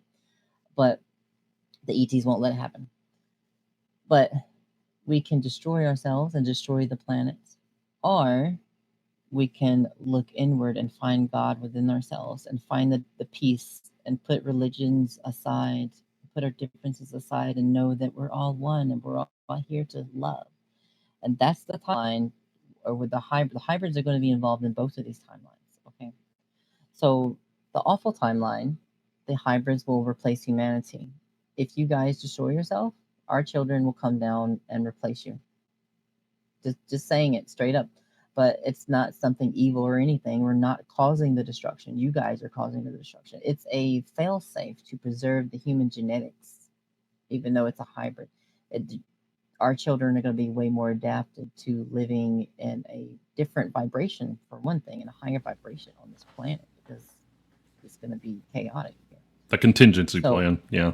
Exactly. It's a contingency plan. Exactly. And the other route is the one that I'm hoping for, where you get to meet my child.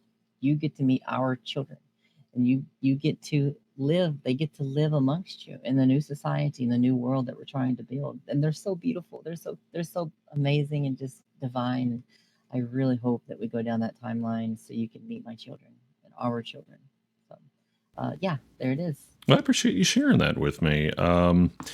If you're comfortable with talking about that, how does that whole process work? Is it DNA splicing typically, or and again, you don't if that's over the top or that's not something that you're not comfortable sharing?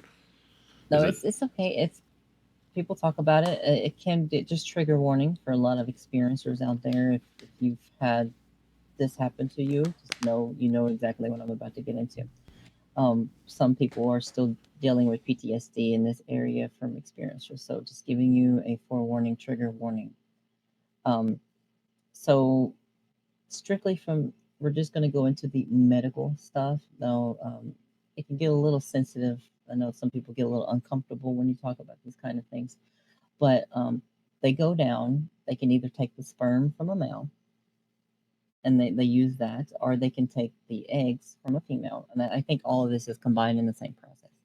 So they take the sperm and they edit the sperm, and then they take the female's eggs. They go down, they take the female up, and they take the eggs out of her, right? And then they alter the sperm and they alter the egg, and they insert the DNA to, they're creating our bodies, right, over the years. So they go in and they splice it all together and they put the fetus or the egg back into the woman, and it gestates, it bakes for about 4 months or so, give or take 4 to 6 months. It's not 9 months at all. It takes less time. They take them probably prematurely before they're completely formed, because they have to be put in tanks on the ships, and they finish growing them on the ships. Now, those are type threes, the ones that they grow on the ships. Now, the other ones, sometimes this process involves our vessels as well. So it involves type two and type threes is what I'm talking about. But the ones that they have to take and they don't return, like if the woman loses the baby out of nowhere, it, yeah, they grow them the rest of the way on the ships in these little containers. And a lot of experiencers have got to meet their children. A lot of us type 2 hybrids have got to meet our type 3 hybrid children on the ships, and we get to watch them play.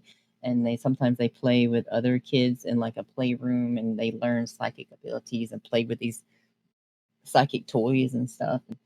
There's a lot of that going on as well. And there's this connection thing that they want the child to experience, that connection to their genetic parent. And so yeah.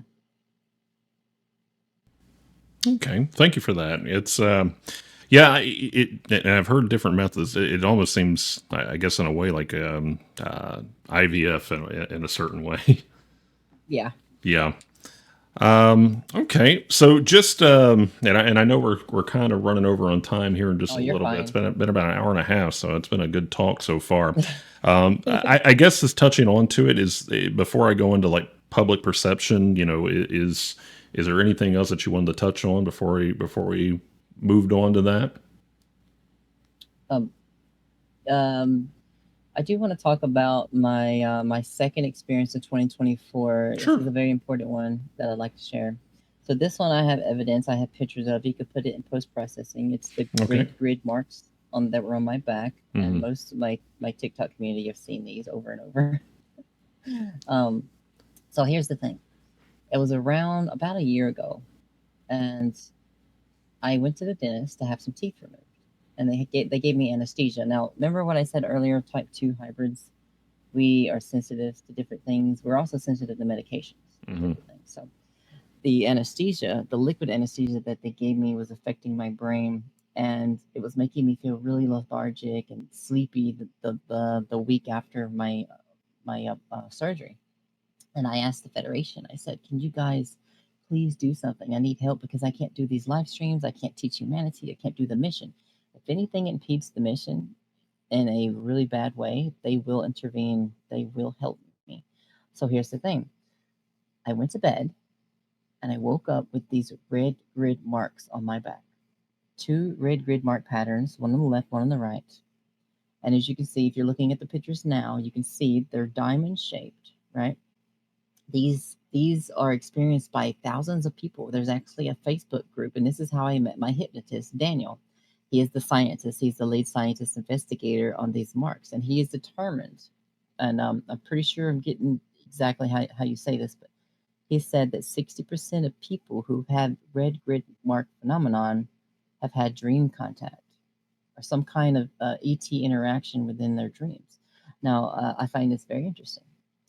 But anyway, the marks lasted for about 5 days, and they slowly turned into a sunburn and faded away. Now I get all kinds of comments. I get people saying, "Oh, you were just laying on a grid. You were laying on the back of a truck." For one, there's no trucks around here with grid bumps like that. There's nothing for me to get those marks from. They did not burn. They did not sting. Okay, my girlfriend was the one who noticed them when I woke up. And if it wasn't for her, if I lived alone, I would have not known they were there. Um, but anyway, I felt like I could run a marathon that day when I woke up with the marks. I could run like it was insane the amount of energy that I had. So I asked them at the end of the day. I said, "What did you guys do? I want to know what you guys did." And they showed me when I went to sleep. They showed me it wasn't a dream. I can guarantee you it was not a dream. They showed me it was a memory. It was way more intense than anything. Like it was like you were there, right? A memory. There's a difference between a memory and a dream. But I was laying on a white table in a white room. The room was curved. Everything was just like smooth, and the light was coming from everywhere. And I had a tube in my right nostril and my right ear, and I couldn't look to my left or right too much. I was trying to move, but I could look down at the end of the table, and I saw 4 or 5 beings standing there. They were dressed in blue, similar to what I've got on now, representing the Federation, by the way. But yes, they were wearing blue, and they had blonde hair, and they were all male. And I couldn't see their faces clearly because probably I don't wear my glasses to bed, so they probably took my body and they left my glasses behind, but I couldn't see their faces clearly.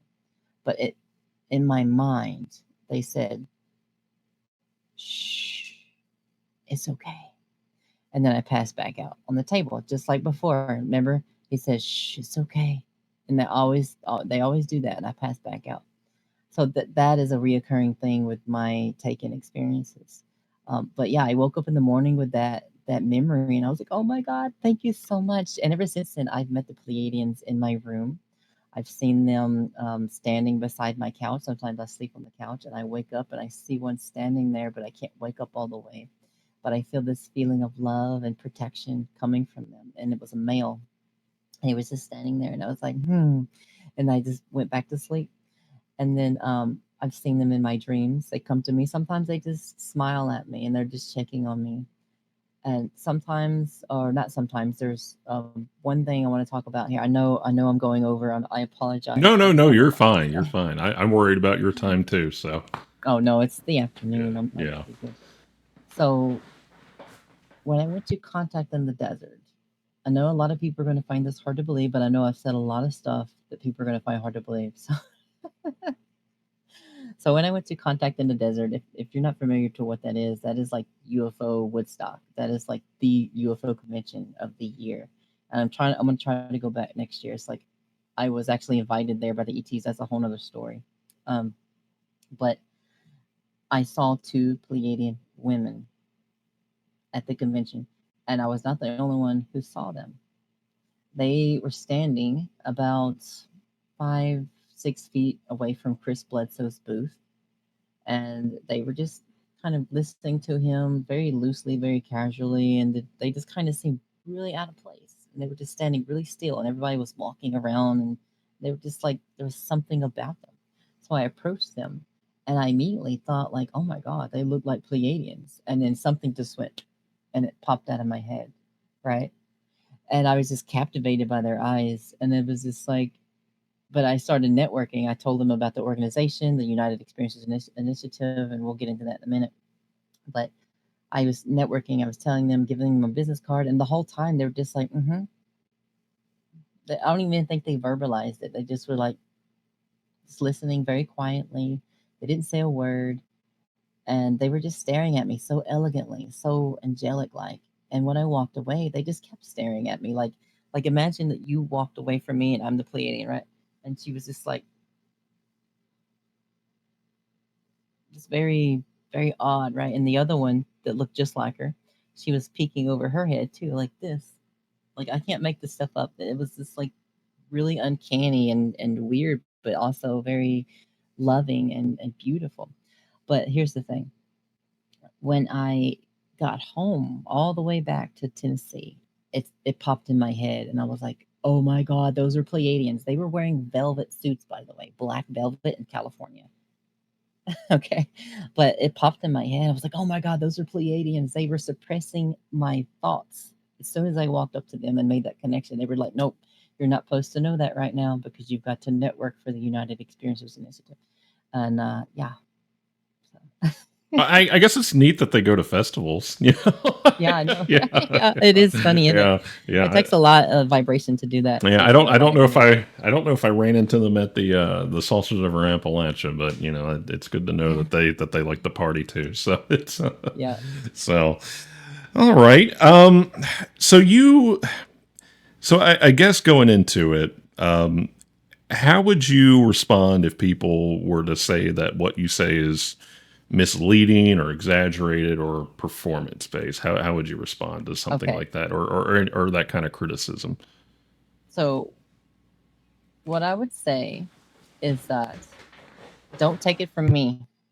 Don't take it just from me. Listen to other experiencers. The connecting data points between us tell the truth.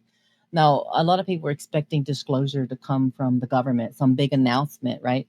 No, disclosure is already amongst you, us. Okay? We are disclosure. We have the truth. Listen to our experiences. People doing podcasts just like you. You're getting our stories out there. We are disclosure. Okay, look at the data. That there's data sets. There's different things you can find on the internet. There's different data pools that you can go into. Look at the connecting data points. Listen to books like The Dual Soul Connection by Susie Hansen, Dolores Cannon's books. Highly, highly recommend Abductions by John E. Mack. Read these books, find them in audio form, whatever you have to do. Read books written by experiencers or written by hypnotic regression therapists that have talked to experiencers. You're going to hear the same stuff that I've been saying. You will find the same data points, except for some of it's my personal experiences, of course, but you can find similar experiences amongst these data points as well. So that's what I would say to people that are claiming that I'm making all this up. I'm not doing this for clout. I'm not doing this for attention. All my money, all my love and attention goes to you guys, goes to humanity. And my girlfriend just asked me the other day. She said, "Do you ever think about anything else?" Like, and I'm like, "No. This is my life, and this is my mission. This is what I'm here to do." And of course, I do have some small free time every now and then, and I'll play a game or something. But at the same time, I feel guilty that I'm not doing something productive for humanity, and it's almost like this itch that I cannot completely scratch, you know. But no, I'm not doing this for cloud. I'm not doing this for attention. This is literally what I'm here to do, and all of us are here to do. Other type 2 hybrids slash starseeds are here to do. We're here to help you, and we urge you to listen to us when we come to you with advice. Now, you said earlier, by the way, you said there's a lot of people claiming to be star seeds. There is some qualities about us that you will see right away and you'll know who we are. First of all, we have no egos. There's no ego here. And yes, I love to wear this headband. That doesn't mean I have an ego or that I think I'm better than anyone. I've worn headbands my whole life. This is something from a past life probably. But we love you guys so much, and we have an essence about us. When we walk into a room, we bring the love, the light, the compassion. You can see it coming off of us. Like when I went to Contact in the Desert, I had people coming up to me and they're like, I just want to stand in your presence. And I'm not used to that. I'm used to being around people with their vibrations just slightly lower and they can't sense that.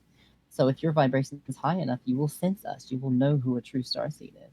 And it's very different for me to experience that. By the way, that was pretty wild for people to treat me that way, and I was just like, wow, it's they can really feel it, and it was actually nice to be seen for once in that on that dimensional level, and not in an ego way, but like in a respectful, compassionate way, and I feel loved. I feel appreciated.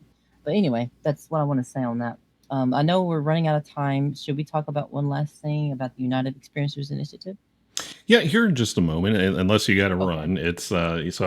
I was going to say, it is a good affirmation whenever you get around certain types of people that and we experienced that at the festival as well too. Is if people were as nice as you and it comes to listening to us, it would make us feel a lot better.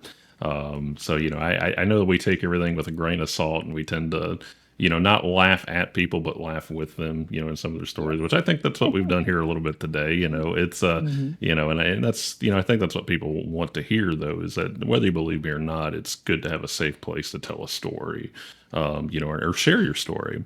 And going back to that, too, I know that you said that the government was, that disclosure is everywhere. I think the reason why people are seeking to get disclosure from the government on a lot of these cases is just due to the fact that even though it seems like there's not a lot of trust in the government these days, it I suppose getting that disclosure from the government would make them feel more valid, and I guess hearing it from the Yes. government, yeah. So It's because of the system that they've been yeah, placed in and programmed to believe in. It's like, oh, look at yeah. us. We're higher up on a pedestal. What we Mm. say is the truth, and what we say goes. Right, right. So, as far as it goes, and I know we talked about, validation and certain scrutiny. What if somebody came up to you and they told you your exact story, and they were making claims that they were like you? Would there be a vetting process to that? Would you automatically believe what they're saying to you? Would you screen that? Would you go through that process with them and say, okay, this person's telling me this, I think that's outlandish. How would you go about discretion on that? Because I think that's an important thing too, is that we can talk to people like people like me that would go out there. Again, we don't sensationalize. We don't. We're I think the word that kept getting used, are you guys like Zach Bagans? We're nothing like Zach Bagans. We're not. We're here just to kind of hear your truth and to discuss it. We'll come out and look, and more times out of, 9 times out of 10, there's usually nothing going on, but then we have that one occasion.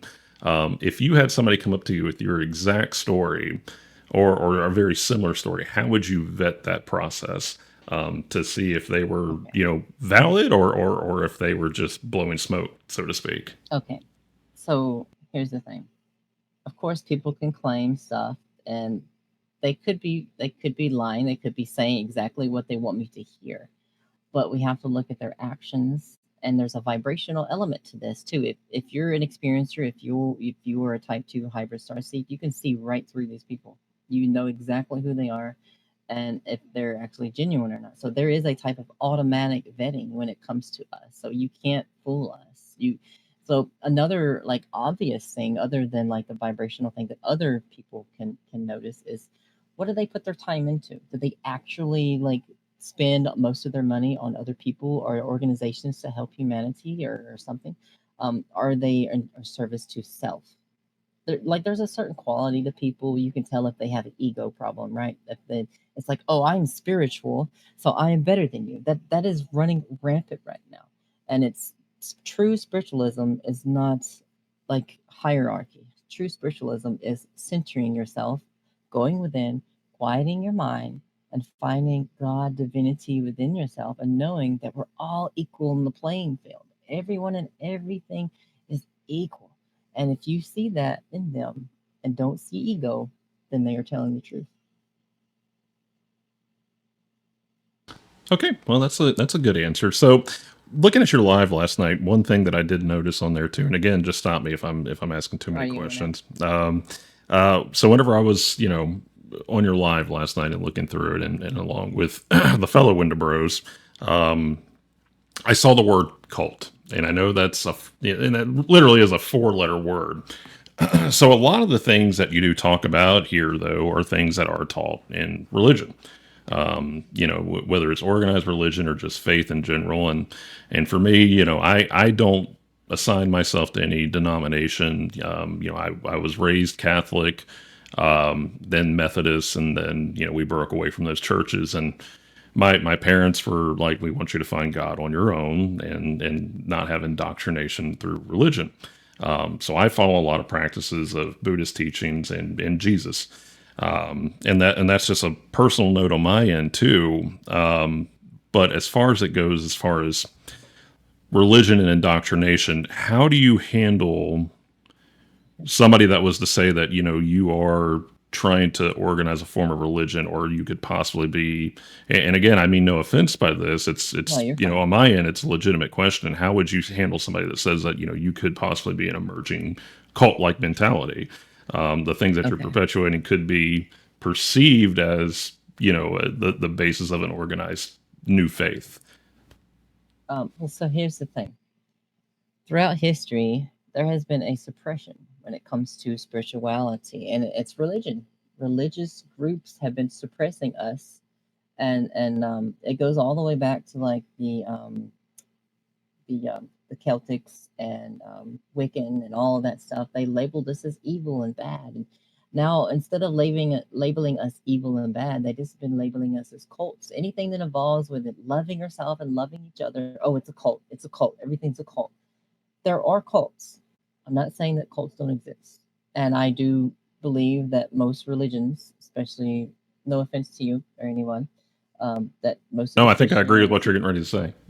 Yeah, most religions are a type of organized cult because they tell you have to do this, you have to do that. And spirituality, within, it's a personal experience. It's a when it comes to someone standing up on a podium and saying that they are the all in tell all and they know everything, and that's when it becomes cult like. I am just a public speaker. I am just starting a movement. Nobody called Martin Luther King a cult leader, right? So there's this element to it, but there's this thing that I've seen happen to people. It's this ego that slips in, and it makes them into a cult leader. The power, or whatever you want to call it, goes through their head, and it just twists their psyche, and it just like gets to them, and they're like, "Oh, the power! I am the chosen one. I am here." That's why I don't like the word chosen one. Okay, a lot of people are like, "Oh, am I one of the chosen ones? Am I one of the chosen ones?" Referring to type 2 hybrids. It's not chosen ones. We came here. We chose to come here to help humanity. Not one of us are higher than the other. And this is what we're teaching. So someone's got to lead the movement, though, right? But we have to do it in a way to where I don't look like a cult leader, right? I'm just presenting the things to you on how to help humanity, how to heal yourself, how to help yourself. And it's up to you to do that on your own. Go out and do that on your own, or you can join the UEI, the United Experiences Initiative, and do that under one roof. But it's not a cult. It's a movement. It's a new paradigm that we're trying to develop here. It's not a cult. We don't develop rules and regulations and like, oh, you can't eat this certain food. You can't go out and do this. And no, it's nothing like that. But we do encourage people to do the right thing and to be in service of others. So I hope that answers your question. Yeah, it does. All right. So I think on my end, I think that's about everything I had. I guess if you had one truth or message or what your legacy will be when you leave this current plane, what legacy or truth would you want people to know going forward after all this? The United Experiencers Initiative. Okay. That's I want to touch on that. That is the legacy. That is the wave that will usher in a new era. And again, we can't do it alone. We are just one cell in a multicellular organism, right? And all of this, but this is me. This is my legacy that I'm leaving behind for you guys. This is the United Experiencers Initiative.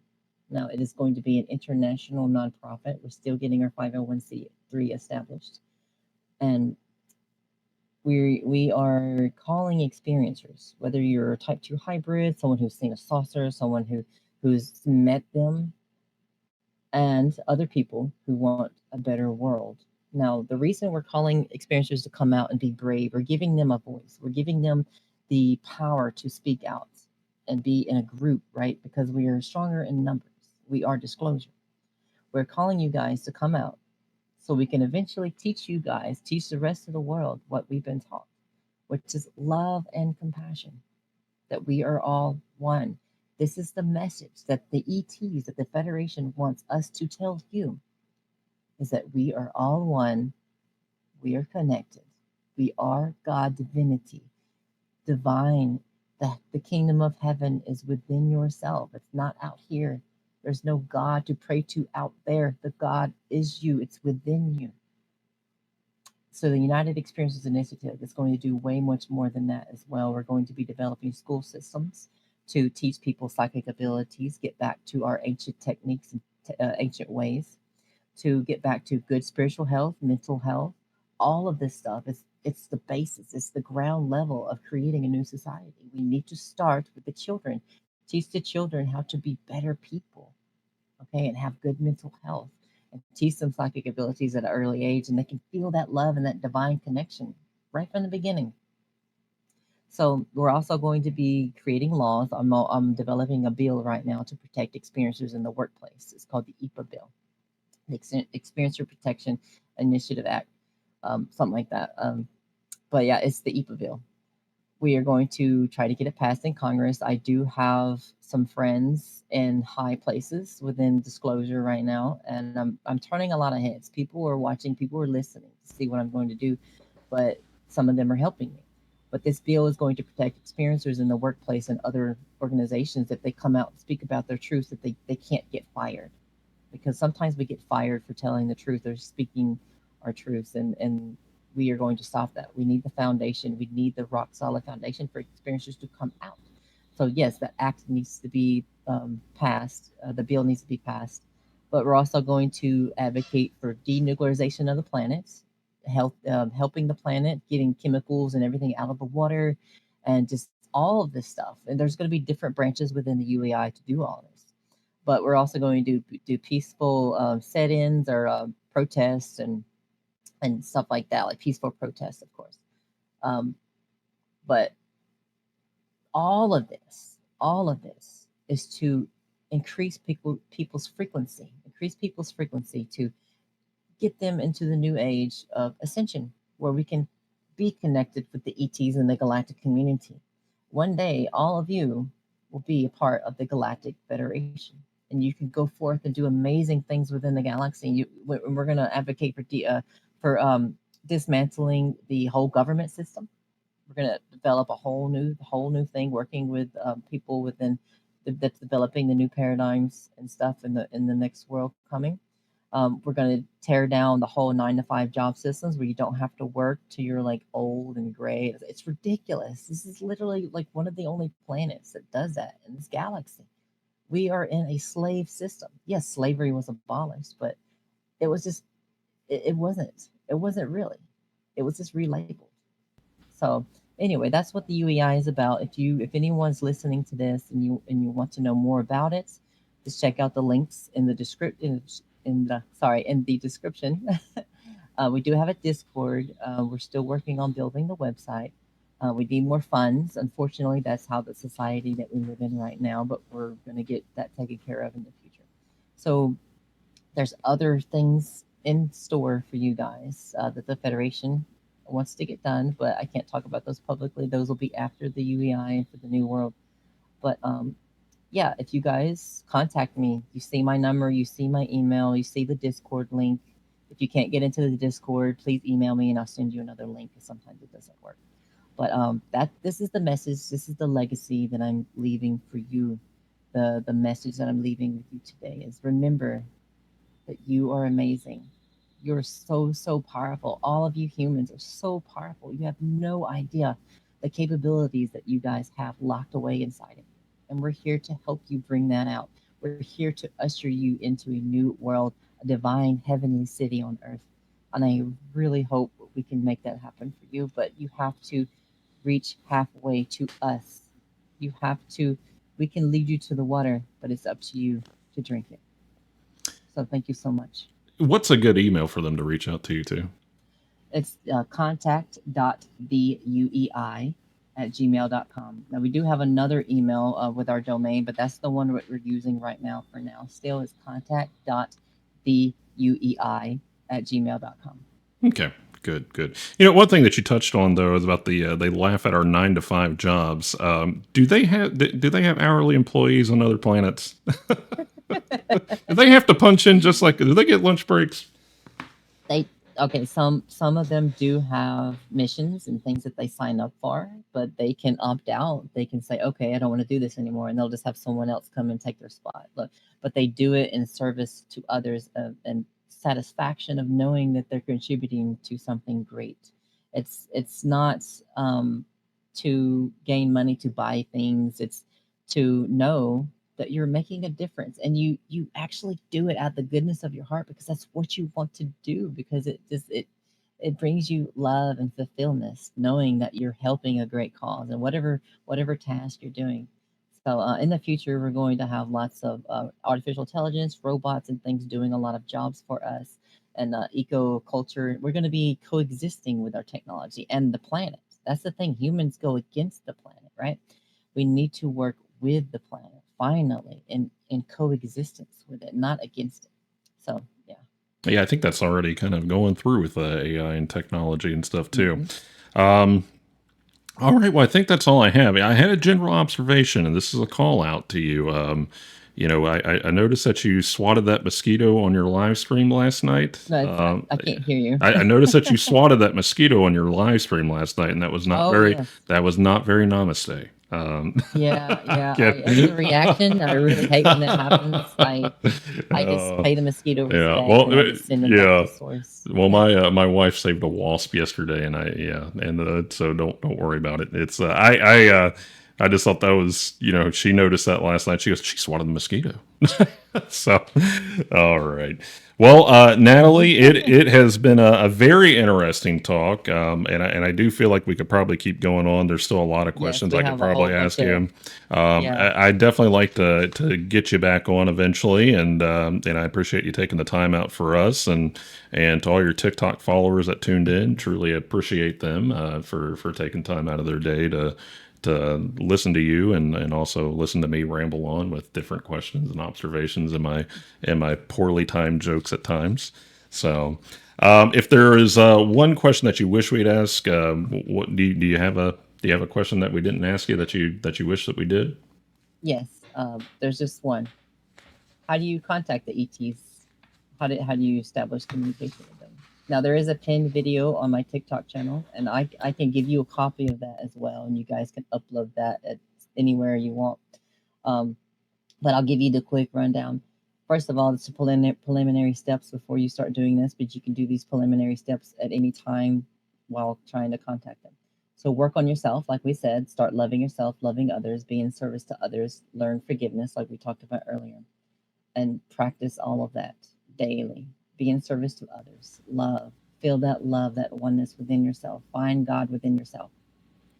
So dissolve your fear of ET. That's another big one. And you can imagine them in a good light, like daydream about having a cup of tea with them or going to like a football game or whatever, just like reprogram your brain when it comes to ETs.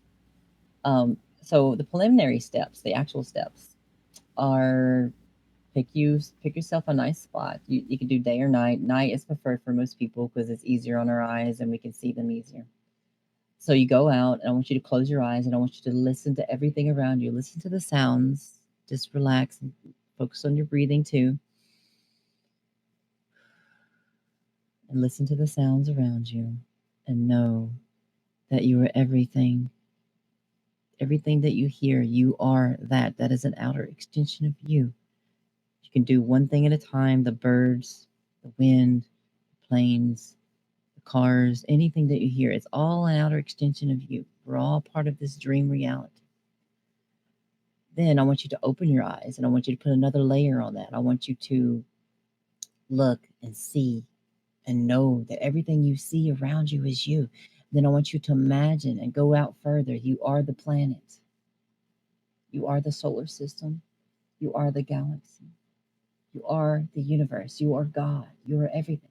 Really embody that feeling. And once you get past that stage, I want you to start filling your heart with love. Get yourself into that agape love. It's an old Greek word that means love for everything and everyone.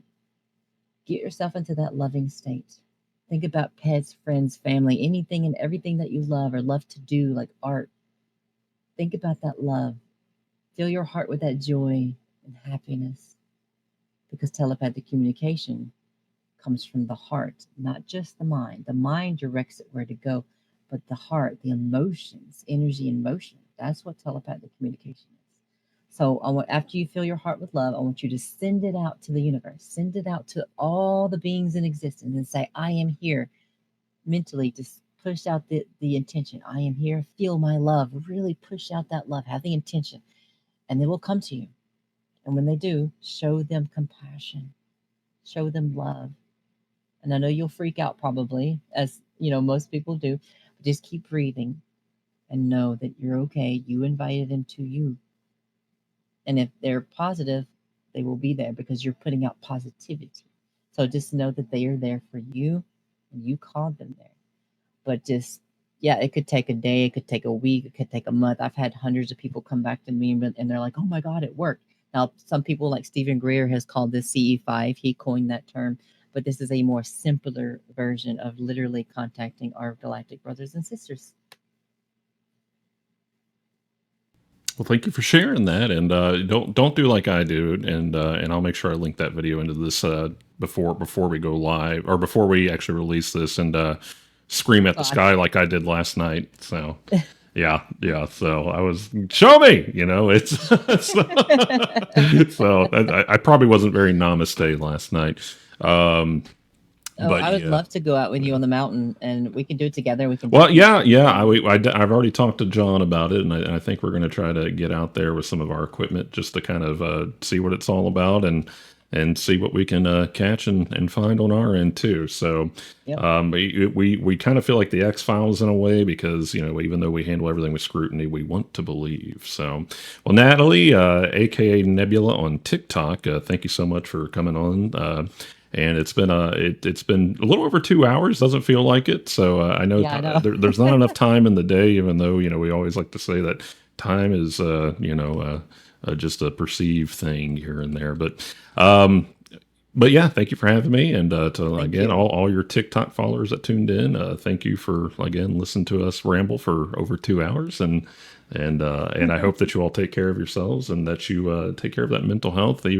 Even if you listen to Nebula today and you don't really align with that, or if you don't align with what I said, mental health is very important. It is an epidemic right now, and it's important that you secure yourself and have good outlets to turn to, which for her, the UEI, and for me, the Wendibros, obviously. So, Nadalee, thank you so much.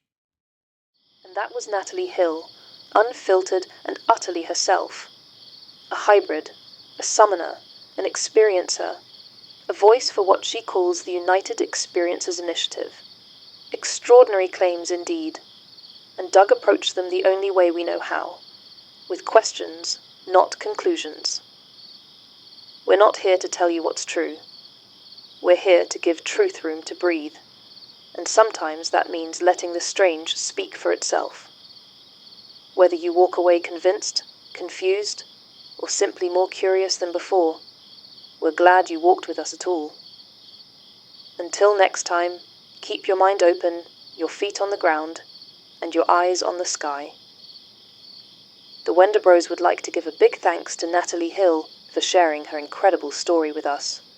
Who knows, there might be more to come in the future with our new friend. The Wendibros is sponsored by Leanne Warren LLC. Real people helping real people. Contact them for mobile notarizations, private investigative services, and efficient services. Licensed, bonded, and accessible to all of Tennessee. The theme song, Midnight Remembrance, was written and composed by the ever-mysterious band Songs of Salem. Look for the Wendibros on TikTok, Instagram, YouTube, Facebook, and Spotify. You never know, you may catch them in a town near you soon.